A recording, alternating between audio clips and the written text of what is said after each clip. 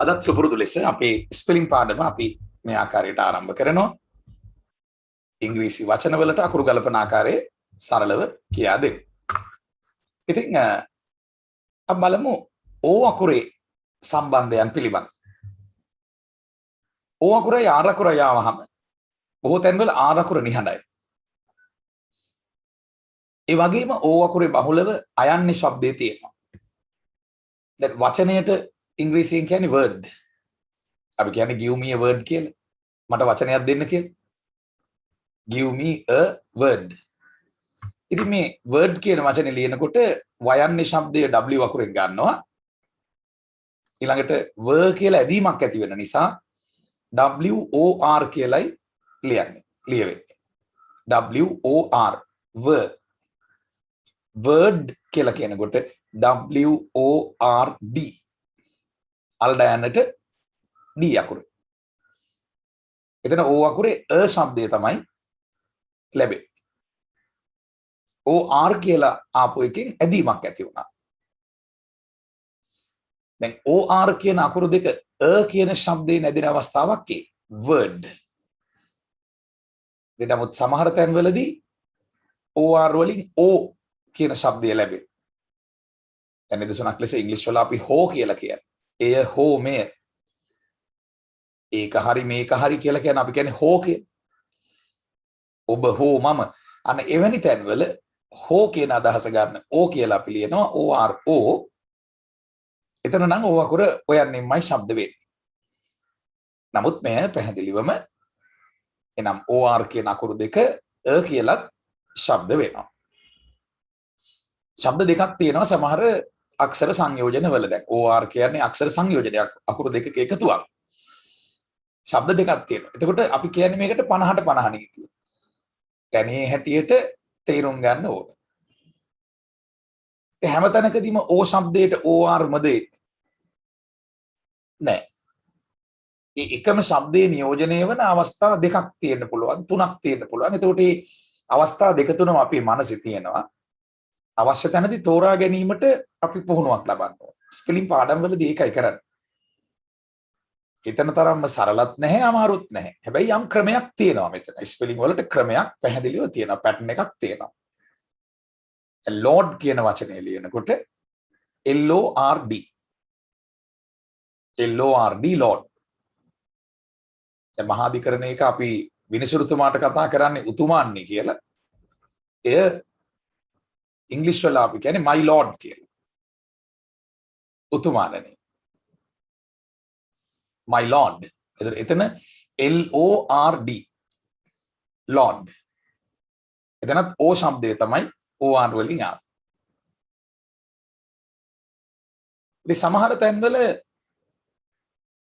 O කියන ශබ්දයට එන්නේ O අකුරයි A අකුරයි. ඒ තවත් නියෝජනයක්. O අකුරයි A අකුරයි ඇවිල්ලා O කියලා ශබ්ද වෙනවා. මේකත් ඔයා මතක තියාගන්න ඕනේ. දැන් අපි ගත්තොත් පටවනවා කියන අදහසින් යෙදෙන ලෝඩ් කියන පදේ වාහනයකට මොනවා හරි දෙයක් පටවනවා. වාහනයකට මොනවා හරි දෙයක් පටවනවා කියනකොටත් ලෝඩ් කියලා කියනවා. ලෝඩ් කරනවා ඒකේ විරුද්ධ වචනේ අන්ලෝඩ්. එතන ලෝඩ් කියලා ලියවෙන්නේ LOAD. LOAD load. ඒ පටවන එක පටවපු දේ බානවා නම් අන්ලෝඩ්. එතන අයන්නේ ශබ්දය ගත්තේ U අකුරේ. U අකුරේ අයන්නේ ශබ්දේ තියෙනවා. මතක තියාගන්න. අයන්නේ ශබ්දේ U අකුරෙන් එනවා. අයන්නේ ශබ්දය A අකුරෙන් එනවා. අයන්නේ ශබ්දේ O අකුරෙනුත් එනවා. දැන් මෙතන තියෙන්නේ මොකද්ද 50ට 50 නීතිය. ඒ කියන්නේ O අකුරයි R අකුරයි ආවොත් O යන්න. නමුත් අපි දැක්කා O අකුරයි A අකුරයි ඇවිල්ලත් O යන්නක්මයි ශබ්ද වෙන්නේ. ඉතින් මේ 50ට 50 නීතිය ඉගෙන ගන්න ඕනේ. සමහර විට ඕක 130ටත් අඩු වෙනවා. ඒ කියන්නේ අවස්ථා තුනක් තියෙනවා. ඒතර 130 ඒවා තුනක් එන්නේ. 35 ඒවා තුනක් නේ. මේ කොහොම හරි එකම ශබ්දයට අවස්ථා තුනක් වෙන තැන් තියෙනවා. දැන් O යන්නේ ශබ්දය OR වෙන තවත් තැනක් තමයි වරායට කියන port කියන වචනේ PORT. දැන් මේ වචනේ දැක්ක ගමන් අපේ මයින්ඩ් එකට ක්ලික් වෙනවා රයිට්. මෙතන O කියලා ඇදෙන්නේ OR වලින් කියලා. මොකද අපි දන්න දෙයක්. අපි දන්නවා OR කියන අකුරු දෙකේ O කියන શબ્දේ තියෙනවා. වරාය port. නමුත් බෝට්ටුවට බෝ කියලා ඇදෙනවා. එතන BOA. O අකුරයි A අකුරයි ඊට පස්සේ T අකුරු. මේක ඇත්තටම එක පැත්තකින් බැලුවොත් ටිකක් අමාරුයි වගේ කෙනෙකුට වෙනවා. අයියෝ මේක හරියන්නේ නැහැ මට අමාරුයි. නමුත් ඔබට මේ ක්‍රමයේ හැර විකල්පයක් නැහැ ස්පෙලින් ඉගෙන ගන්න. O කියන ඇදීම OR වලින් එනවා OA වලිනුත් එනවා. දැන් අපි දන්නවා පිටකොටුවට පස්සේ තියෙන නගරය මොකද්ද? කොළඹ. පිටකොටුව කොටුව. ජනාධිපති මන්දිරේ එහෙම තියෙන්නේ කොටුවේ කොළඹ 1. කොටුවට ඉංග්‍රීසියෙන් කියන්නේ ෆොන්ට්. FORT. අපි දැන් දන්නවා මේ වචන ලියවෙනකොට එකපාරක් දැක්ක ගමන් right. මෙතන තියෙන්නේ OR ON. එතකොට යම් කිසි රටාවක් ඔබ අල්ලගත්තාම වචන රාශියක් ලියන්න පුළුවන්කම තියෙනවා. ඉංග්‍රීසි භාෂාවේ කයන්නේ શબ્දේ වැඩිපුරම ගන්න C අකුරේ. ගොඩාක් වචනවල C අකුරේ තමයි කයන්නේ શબ્දේ තියෙන්නේ. එතකොට කබාය කියන අදහසින් අපි කෝට් ලියනවා නම් කබාය කියන අදහසින් ලියන කෝට් කියන පදේ COAT කෝට්. අඳින කබාය. අපිට කියන්න පුළුවන් ඔහු කෝට් එකක් දාගෙන ඉන්නේ. He is wearing a coat. He is wearing a coat. දැන් මේක එකවරක් දැකපු ගමන් ඔබ දන්නවා right මේ මම දන්න O කියලා ඇදෙන શબ્දයක් මෙතන තියෙන්නේ. O අකුරයි A අකුරයි කියලා. එතකොට වචන දැකපු ගමන් මතකේ රැඳෙනවා. ඒ නිසා ඔබ කරන්න ඕන එකම දේ මගේ මේ හැමදාම 12:45ට යන ස්පෙලිං පාඩම පොඩ්ඩක් බලන්න. මම සජීවීව 12:45ට ඇවිල්ලා විනාඩි 10ක් 15ක් ඔයාලට ස්පෙලිං කියලා දෙනවා. වයස් භේදයක් නැහැ. අපේ වැඩසටහනට සම්බන්ධ වෙන්න මේ channel එක අනිවාර්යෙන් subscribe කරලා තියන්න. ඒ වගේම පසකින් තියෙනවා bell icon එකක්. ඒ bell icon එක ඔබලා තියන්න. අතරම ඔබ දන්නවද icon කියන වචනේ වැරදි කියලා මමත් කියනවා. දැන් ඔයගොල්ලෝ දන්නේ මේ වචනේ. bell icon එක bell සලකුණ. ඉංග්‍රීසි වචනේ icon. මම ඉංග්‍රීසි කතා කරනකොට නම් icon කියලා තමයි කියන්නේ. icon කිව්වහම සමහරු hina වෙයි මට අප්පෝ මෙයා වරද්දනවා කියලා. ඔය කම්පියුටර් එකේ තියෙනවනේ ඔයගේ icons. ඒකේ හරීම වචනේ icon. මම කියන්නේත් icon තමයි. අර ඔයගොල්ලන්ට හුරු වචන නිසා මමත් සමහරවිට icon කියලා කියනවා සිංහලෙන් කතා කරනකොට.